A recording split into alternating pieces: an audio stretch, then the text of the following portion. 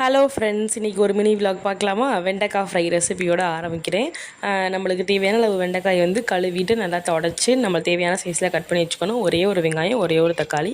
கடாயில் கொஞ்சம் நல்லெண்ணெய் ஊற்றிட்டு அதில் வந்து ஃபஸ்ட்டு வெண்டைக்காயை போட்டு கொஞ்சம் லைட் க்ரீனிஷாக ஆகுற அளவுக்கு வந்து வதக்கி விடணும். ஹை ஃப்ளேம்லேயே வச்சு வதக்கினாலே போதும். லோ ஃப்ளேமில் போட்டு ரொம்ப பிசு பிசுன்னு போயிடும்.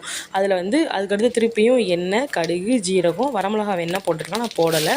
கருவேப்பிலை வேணாலும் போட்டுக்கலாம். அந்த வெங்காயத்தை போட்டு லைட்டாக வதங்கினா போதும். அடுத்து ஒரு தக்காளி அதையும் போட்டுட்டு நம்ம காய்க்கும் தேவையான அளவு உப்பையும் போட்டு நல்லா மசியை வதக்கி விட்டுறலாம். நான் ஒரு அரை ஸ்பூன் தனி மிளகா பொடி போட்டேன். வேறு எந்த மசாலாவுமே ஆட் பண்ணல. கிட்ஸு சாப்பிடுவாங்க, அவங்களுக்கு வேறு எது போட்டாலும் பிடிக்காது.